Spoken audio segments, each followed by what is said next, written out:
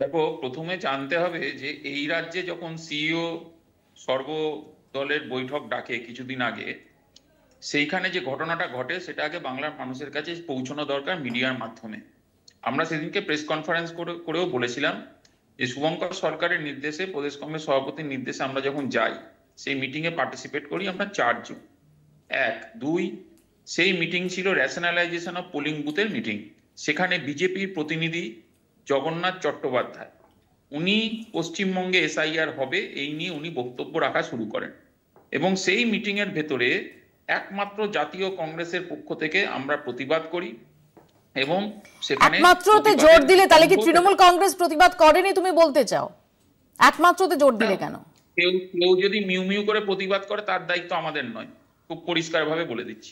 তার কারণ হচ্ছে এই এসআইআর মানে, দাদা আপনার সময় বলিনি আর আমি সময় পাইনি, যান্ত্রিক গোলযোগের জন্য চুপ করে একটু বলতে দাও।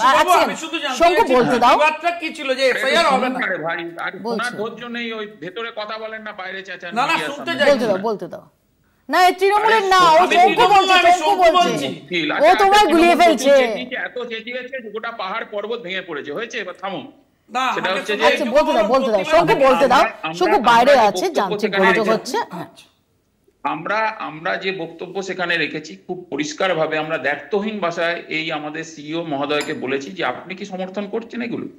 তার কারণ হচ্ছে এই এসআইআর মানে পশ্চিমবঙ্গে সারা বছর ইলেকশন কমিশনের কাজ কি, তো বেসিক প্রিন্সিপাল যে আমরা প্রদেশ কংগ্রেসের পক্ষ থেকে যে প্রপোজাল দিয়েছিলাম যে ইআরও নেটের সাথে ডেথ রেজিস্টারগুলো লিঙ্ক করো।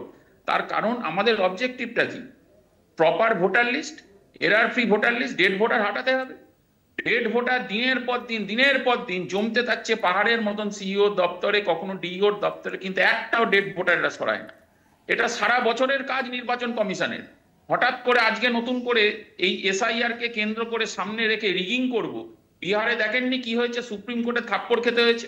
এখন আবার আধার কার্ডকে সংযুক্তিকরণ করা হচ্ছে ডকুমেন্ট হিসেবে। কতগুলো লোকের নাম বাদ গেছিল মনে করে দেখুন, 65 লক্ষ লোক।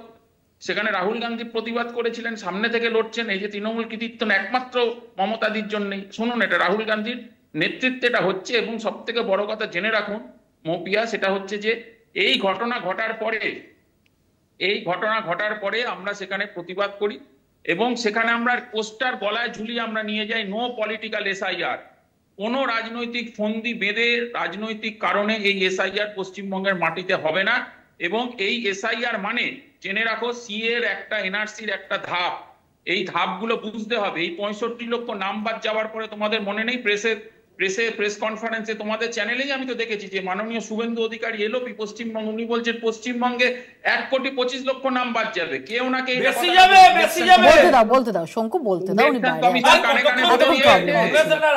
অডিও প্রবলেম দিতে হবে।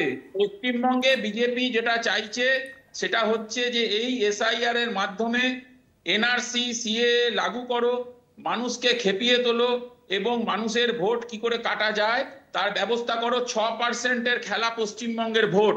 জেনে রাখুন আপনারা, 6%।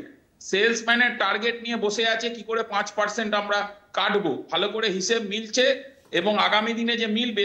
এসআইআর মানে ডেড ভোটার কেন বাদ দিচ্ছে না ইলেকশন কমিশন, এটা কেন ওনারা বলছেন না চেয়ারে বসে? আমরা প্রত্যেকদিন একই প্রশ্ন করছি, একই প্রশ্ন করে যাচ্ছি, ওনাদের কোনো উত্তর দেয় না। তার কারণ এই এসআইআর না করে ডেড ভোটার বাদ দিন।